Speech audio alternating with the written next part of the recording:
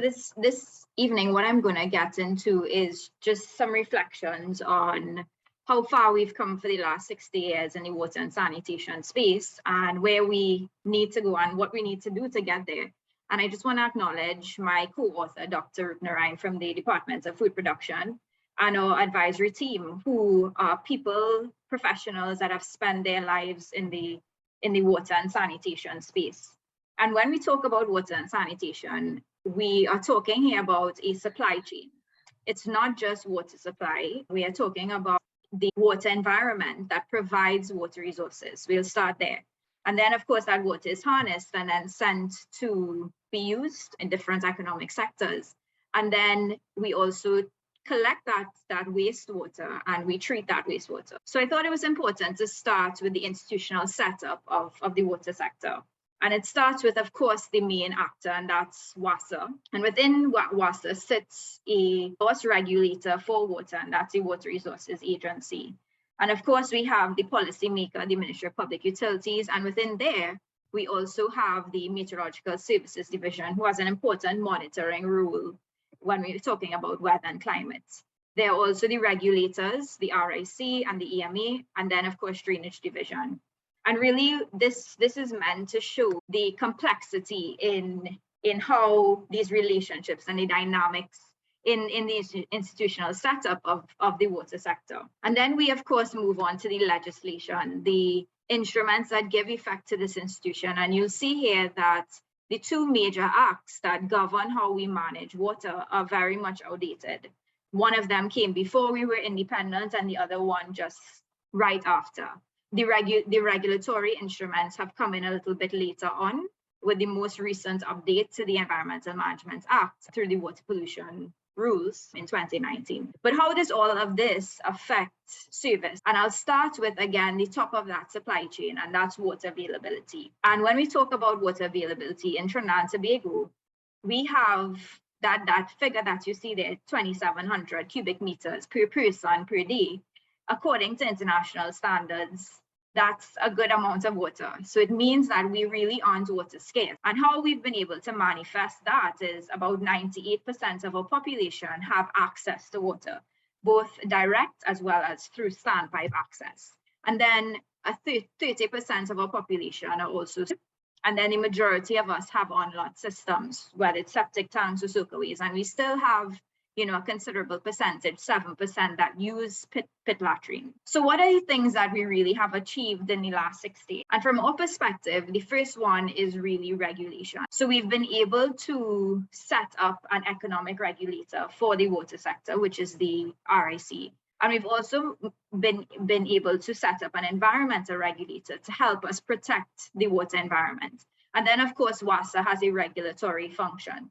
And a lot of countries are still struggling with regulation, but we have managed to set up these institutions and have legislation that governs how we regulate the sector. We've also done an incredible job at producing water. So in 1960, we were producing only 50 million gallons of water per day, and we have quadrupled that to 240 million gallons per day. So we've put the infrastructure in place to be able to harness that water that we do have. On the wastewater side, in recognizing that wastewater management protects our environmental and public health, we have managed to sewer and treat and collect a lot of the waste in our urban areas. So the Port of Spain area and environs serviced by the Beetham wastewater treatment plant, similar to San Fernando, Malabar in the east, and then Tobago.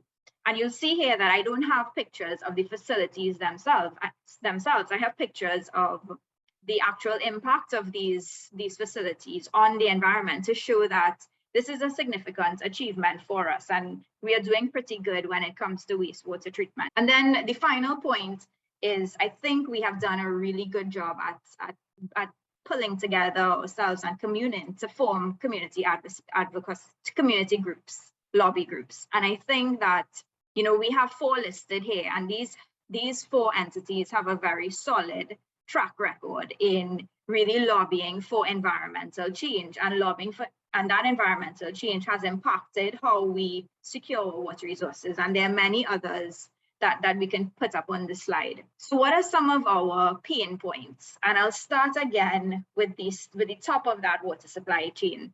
And these are maps of our watersheds, and the red area points to where the Water Resources Agency has designated as very poor or degraded watersheds. And you'll see as we move across the decade that we have managed to really make some negative impact on our watersheds.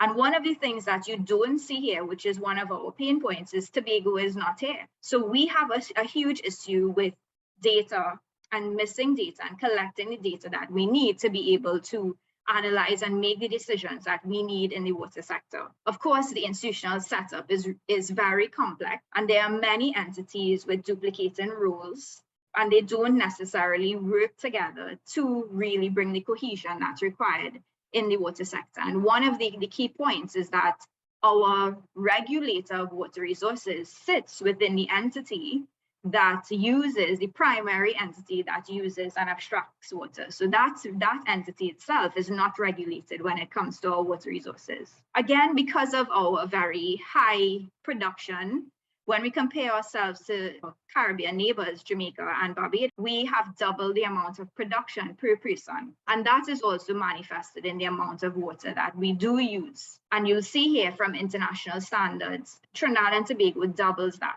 It doubles the World Health Organization's recommendations for what is reasonable consumption. And the paradox here really is that despite this very high production and high consumption, our population still is not getting a continuous water supply. And the reason for that comes in the next graph. And that's, are we getting what we pay for? And you'll see here that Trinidad and Tobago has the lowest tariff in the region. And it starts really with the World Bank has very nicely classified why this is the case. And it starts with very limited regulation. So in Trinidad and Tobago, we do not have service standards for water and wastewater service provision.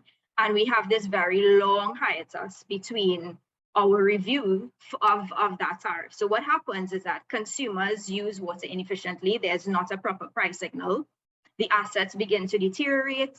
There's a lack of investment, and the service begins to deteriorate. And because of that, of course, customers are unwilling to pay.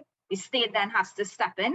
That brings a lack of accountability, and efficiency keeps dropping. And we're in this crisis of huge rehabilitation costs. So there are two steps that we really need to take to move forward. And the first one is, how do we stabilize the water sector? So how do we reach equilibrium? And it starts with reconfiguring the water sector ecosystem.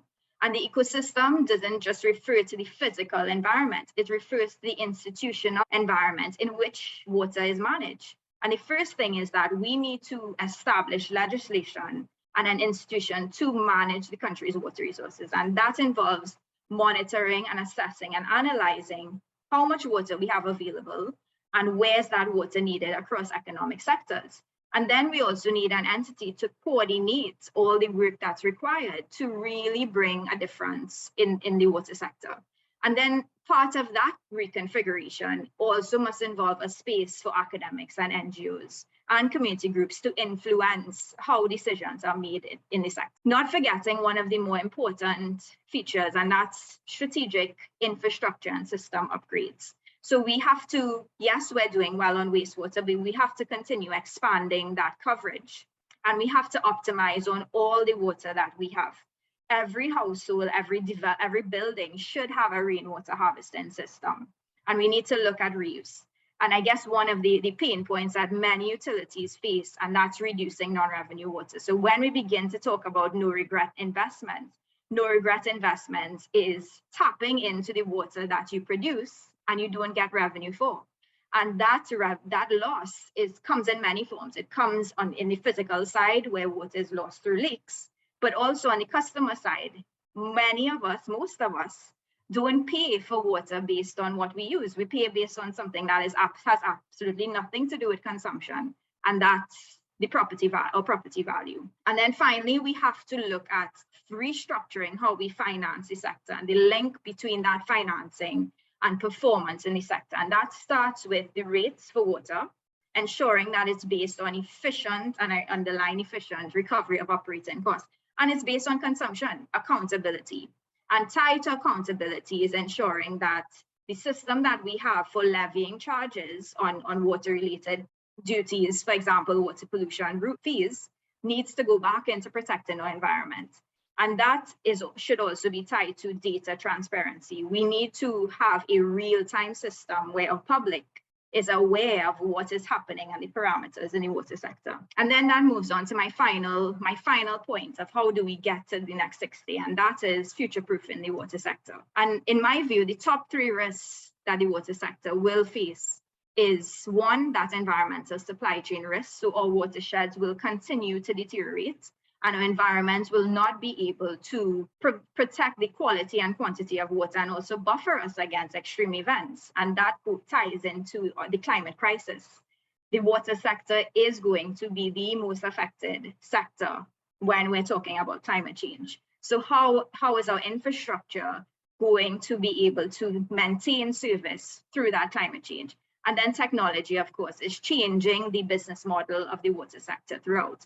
And this can have a positive impact for us in Trinidad if we are able to leverage that. So it starts with master planning. And master planning, when engineers talk about master planning, we're not talking 5-10 years, we're talking 20, 30-year horizons that builds resilience in the sector, and also leveraging technology to bring what we desperately need, and that's efficiency. And then finally, perhaps one of the more impactful, even though softer measure, is applying behavioral economics to the water sector, ensuring that people are equipped with the skills that they need to be able to value water. Because water is cross-cutting, it cuts across space and time, and water planning is national planning. So really, there was a time where we knew where water came from. We knew whether it was a village spring or a well or a water course or river. And we protected that. And that really is where we need to go back to, not walking for miles to get water, but this connection between where water comes from and protecting that water. Thank you.